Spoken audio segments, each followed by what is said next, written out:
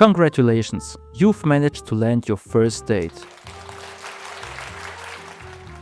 Maybe online, in person, or, well, honestly, I can think of many more options right now.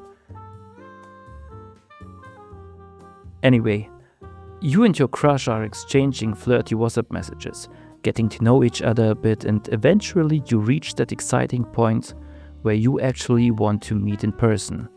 So the big question is, where should we go and what should we do? At this point, there are tons of options, but here's my sincere advice. Choose a place and an activity that you genuinely feel comfortable with. That's already half the battle, because nothing is worse than suddenly realizing during the date that you've ended up somewhere you didn't even want to be. I mean, imagine you agree to go dancing, even though you know it's a bad idea because your moves resemble someone who's had one too many and is fighting gravity.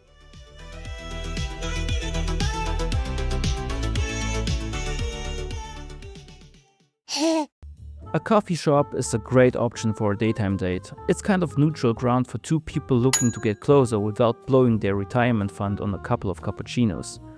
The upside is you're sitting across from each other and can actually have a relaxed conversation.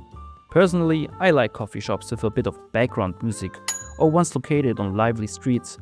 A super quiet setting just isn't for me. But of course, everyone's different.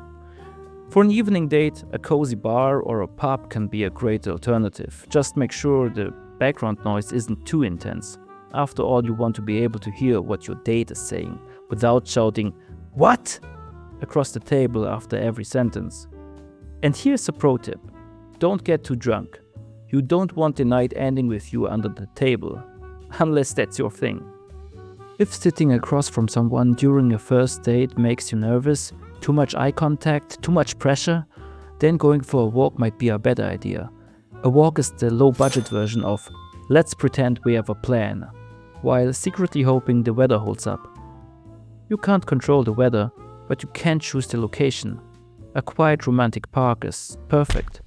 Definitely better than meeting in the middle of a big city, dodging traffic and trying to pretend the constant honking is charming ambience. In a park, there's not much that can go wrong. If you run out of things to say, you can always comment on your surroundings.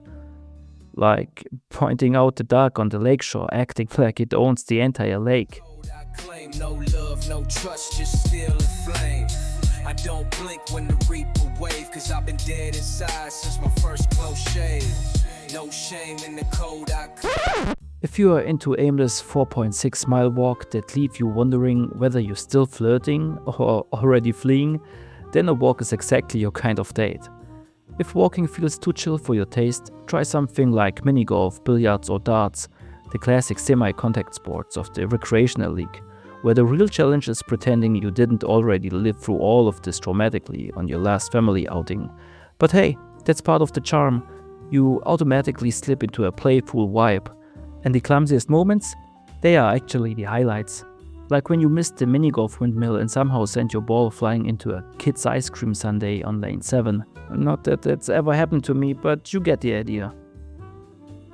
Now, these classics are perfect for a first date, but there's one classic I wouldn't recommend at all. Going to the movies.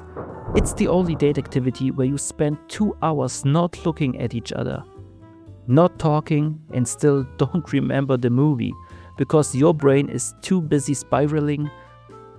Is now the right time to put my arm around her? How do I do it in a smooth, cool way? What if she looks at me like I'm crazy? Maybe I should wait a bit longer. We'll know each other better in 10 minutes. Wait, what am I saying? We've barely spoken since sitting down. This is ridiculous. How much longer is this film anyway? What's it even about again? Oh hey, that's a cute cat Tom Cruise is petting. Damn, did I feed my own cat before I left? Mom was gonna be pissed. Maybe I'll grab him a snack on the way home.